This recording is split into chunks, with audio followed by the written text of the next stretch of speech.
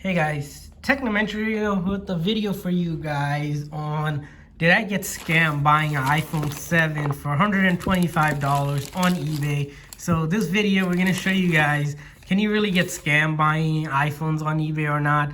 To answer your question, we're going to go ahead unbox this, show you guys is there really an iPhone in there or not. So let's go ahead and find out from this unboxing video if buying an iPhone 7 on eBay is a scam or not. So I'm gonna go ahead unbox this. So I ordered this phone 3 days ago and it came in, and wanted to do the unboxing for you guys because a lot of people ask, am I gonna get scam buying on eBay? And you know guys, to show it for you guys, I'm gonna be doing the unboxing to see did they really give me an iPhone or not here. So as you see right now, I opened up the packaging here. It's this generic box. Of course, this is a used phone, was what it was listed for. It was listed for I think $118 or $19 plus taxes I had to pay for state taxes. So it came out to be around $125. As you see right off the bat, it's not even the Apple original box, but it's a used phone, so I wasn't expecting to get the original box. And we're gonna go ahead and take a look at it, see what else is included in this box. Oh, look at this. So looks like, well, I at least got the charger, and the charger here looks like, looks like Apple, iPhone 7 charger. So that's good so far, right? So let's take a look at the other things here. Oh, hey, look. So there's the packaging slip, and here's the phone. This is the silver edition one of the iPhone 7. There must have been a sticker here or something. There's like some residue on it, which I think if you just use your hand or if you wipe it down, it'll probably clean up. So the seller probably just didn't remove that, but you can pretty much take a paper towel or a wipe and wipe it down. So those are just residue that you guys see. I'm rubbing it off, literally. It's like glue residue, which are simply, comes off because this is an aluminum back here. So there you go, that's bad. Besides that, the phone looks clean. And then let's look at the top here, looks clean. Side looks clean. And then the bottom charging phone looks good. And then this side. So far so good. And if you guys are looking to buy a discounted iPhone 7, you can probably get it around that price. Check out the link that I've included for you guys in the description section as well. So let's see if this powers on for us right now. So, oh wow, look at that, it's powering on already. So there's no issues there.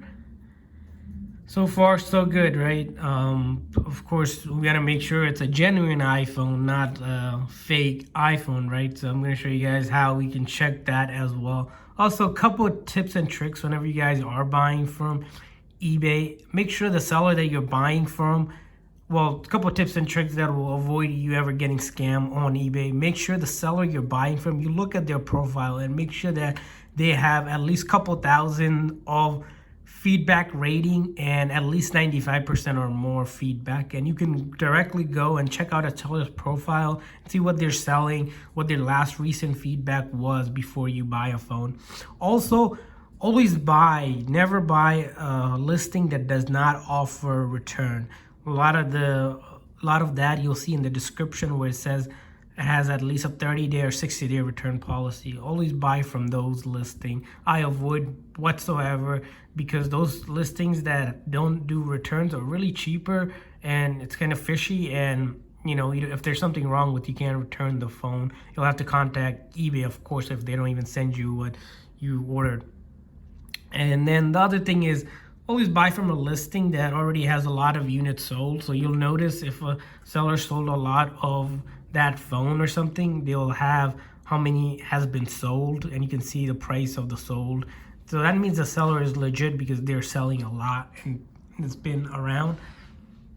And then other tip is you want to read the description to see what's going to be included, as this one included a charger and nothing else. Most used phones will come with a charger. Some don't even come with a charger. In that case, you're going to have to go out and buy one. Some of them include high headphones, like the ones that are used or pre-owned condition, that are in a pre-owned condition or open box condition, will have like headphones or something like that. But you can always get the headphones separately. And then those are kind of the tips I want to share. And finally, if you guys are looking for a phone to use on your carrier, make sure the phone is either on lock. Unlocked phones will work on most carriers, or carrier that is specific for you. So if you have like Sprint, you want to get a Sprint phone. Verizon, make sure it's a Verizon phone. If it's AT&T or T-Mobile, make sure it's that carrier. Or you can get unlocked ones. Factory unlocked one, I believe, works on both GSM carriers and CDMA carriers. Always confirm with your carrier what kind of devices will work before you purchase it, so that it's compatible and you can actually use it. So I'm gonna go ahead and set this up. As you can see here, the phone is like when you're buying a new phone. It's been already factory reset, and we're back to the setup screen. So I'm gonna have to enter this information. I have to connect to a Wi-Fi. If you don't have Wi-Fi, to put your SIM card in on this side to use SIM card data, or simply connect it to iTunes by putting it through a USB cable or so. So I'm gonna go ahead and put my password right here so I can start the activation process. When you do that, okay, let me put the code.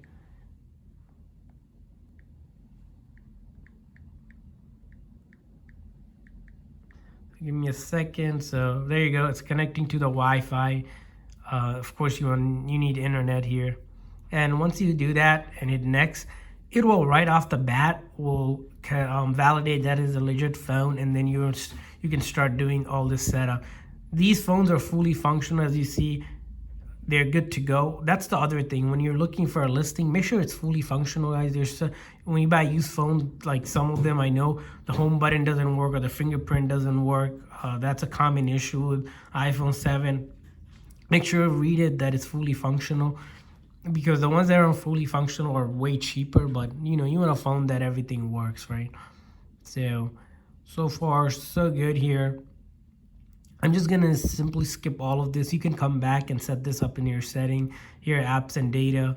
Either you can do a backup, a restore from your iCloud, or connect it to your iTunes if you have a backup there, or transfer directly by having another phone next to iPhone next to it. Automatically detects the phone, and then you can do that. Like a peer-to-peer backup, or simply set it up as new without doing any data. Like I said, even after you set it up, you can always do this later. Apple ID, if you're going to use the services for iCloud, App Store, Apple Music, FaceTime, iMessages, all that good stuff with Apple services, you're going to want to assign into your Apple ID. If you don't have one, it's free to create one with this device. You're going to get any Apple product always allows you to create a new Apple ID, or if you can always reset it if you forgot your password. Or you can, like I said, always set this up later in the settings and shouldn't have any issue. So let's go ahead and keep on continuing with all this express settings. So we're gonna just continue with all of the defaults, which you can set up. And voila, we are at the home screen here. As Apple, when you set up a new Apple phone, the default apps are here. They're loading right now, finishing the install. And once we have that, it should be good to go. One quick check that you can make sure this phone is a legit iPhone is simply go to App Store. So I see a lot of fake phones. If they're a fake phone, they will take you to some Google Play Store or some kind of Android Play Store to download apps. But this kind of validates that it is a genuine phone, and you're able to download apps for your iPhone, iOS device. And then you can, of course, you'll need to log in here to do any kind of downloading of any apps. So that's a quick test.